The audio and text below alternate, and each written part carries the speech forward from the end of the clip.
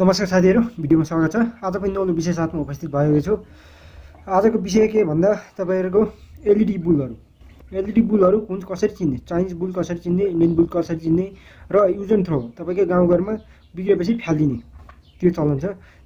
त्यो बनाउन सकिन्छ के तपाईको इन्डियन बुलहरु तपाईको सहीसँग बनाउन सकिन्छ।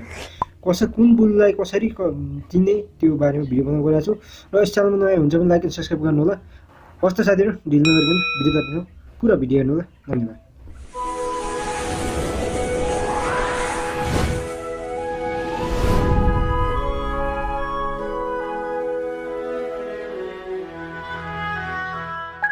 नमस्कार साथीहरु, भिडियोमा स्वागत छ।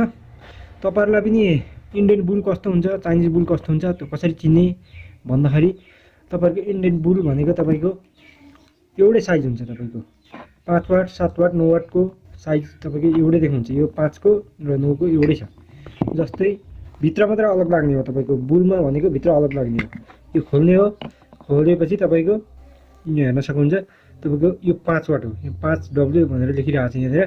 त्यो यो 5 वाट हो भने यो 9 वाट हो। इन्डियन बुल बिग्रेपछि बनाउन सजिलैसँग सकिन्छ। तपाईको यो फेर्ने हो। यो फेर्देपछि तपाईको सहिले बनाउन सकिन्छ। र अर्को छ तपाईको ग्यारेन्टी, 2 वर्ष ग्यारेन्टी हुन्छ यसमा। तपाईको यिनीहरु 1 वर्ष हो भने यसमा 2 वर्ष ग्यारेन्टी हुन्छ। यो तपाईको यस्तो हुन्छ। यी इन्डियन बुलहरुमा तपाईको बनाउन सजिलो हुन्छ। तपाईको एकदम सजिलो हुन्छ। चाइनिज बुलमा फेरि तपाईको 1 वर्ष 2 वर्ष चलाउने हो, त्यसपछि फ्याक्दिने हो। त्यो सिस्टम भइरहेको छ गाउँघरमा। तपाईको शहरमै पनि तपाईको बुलहरु 1 वर्ष 2 वर्ष जति टिक्छ टिक्ने, त्यसपछि फ्याक्ने भइरहेको छ।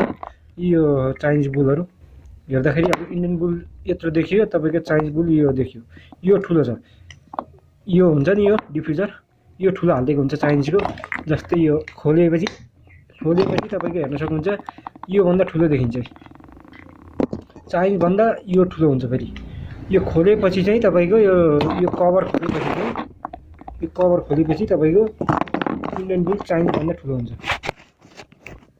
ल हेर्न सक्नुहुन्छ। यो चाइनिज बुल हो। रिपेयरिङ गरेको बुल हो। यहाँ हेर्न सक्नुहुन्छ। चाइनिज बुलको यस्तो हुन्छ भने इन्डियन बुलको यस्तो हुन्छ। यो डिफ्युजरबाट चिन्ने हो। यो यस्तो कभरबाट योबाट यो खोल्ने हो। सहीले खोलिन्छ इन्डियन बुलको यसरी सहीले खोलिन्छ भने चाइनिज बुलको खोलिदैन। हतपत चाइनिज बुलको खोलिदैन। र उज्यालोको भनेर भनिदिन्छ। तपाईको उज्यालो भनेको तपाईको इन्डियन बुलले राम्रो दिन्छ। तपाईको चाइनिज बुलमा यो ठुलो भएर यो सेतो भएर मात्रै हो तपाईको उज्यालो देखाइदिएको। नत्र तपाईको यो बुलले एकदम राम्रो उज्यालो दिन्छ इन्डियन बुलहरु। कसरी चिन्ने भन्ने त भयो। तपाईको रिपेयरिङहरु गर्न सजिलो। तपाईको युज एन्ड थ्रो हुन्छ चाइनिज बुल भनेको। तपाईको युज गर्ने, तपाईको त्यसपछि फ्याक्ने। 1-2 वर्ष टिक्छ। जति 1 वर्ष 1.5 वर्ष 2 वर्षसम्म टिक्छ, त्यसपछि फ्याक्ने हो। फ्याकिन्छ। नफ्याक्नु होला। तपाईको बिग्रेको बुलहरु बनिन्छ। यहाँ हेर्न सक्नुहुन्छ। यी बुलहरु पनि बनाउन ल्याएको हो। यी बुलहरु सबै बनाउन ल्याएको हो। यी हेर्न सक्नुहुन्छ। यो पनि बनाउन ल्याएको हो। यी बुलहरुको बल्ने यो सब खोलेर त काम दिन्छ नि त। तपाईको यो बल्ने मात्र हो नि त। यहाँ बल्ने मात्र बिग्रिने हो नि त। तपाईको यो यस्तो त सबै काम दिन्छ नि त। यो मात्र बिग्रिने हो के। यो छ नि यो यस्तो यो लाइटहरु भएको मात्र बिग्रिने हो। यो बिग्रिने हो। ड्राइभर भन्ने हुन्छ यसमा। यिनीहरु यो बिग्रिने हो। यिनीहरुलाई बनाएर रिपेयरिङ गरेपछि यो रिपेयरिङ गरेकै बुल हो। यो मैले रिपेयरिङ गरेको हो। यो यसरी रिपेयरिङ गरेपछि तपाईको बन्छ के बुलहरु। र इन्डियन बुल चाहिँ एकदम त सजिलो हुन्छ। चाइनिज बुलमा हतपत सामान पनि पाउँदैन। तपाईको बनाउने सामानहरु पनि पाउँदैन। र इन्डियन बुल चाहिँ सजिलोसँग सामानहरु पनि पाउने भएकोले इन्डियन बुलको हेर्दाखेरि तपाईको अब एउटै साइज देखिन्छ इन्डियन बुलमा। तपाईको मेरो आफ्नै कम्पनीको यो चिरञ्जीवी मेरो नामकै कम्पनी हो। तपाईको यस्तो देख्न सक्नुहुन्छ। यहाँ ल हेर्नु 9 वाटको पनि 2 खाले हुन्छ। डिओबी र ड्राइभर भन्ने हुन्छ। यो डिओबी हो भने यो ड्राइभर हो। यसको भित्र ड्राइभर हालेको हुन्छ भने यो डिओबी डाइरेक्ट बोर्डिङ कनेक्सन हुन्छ।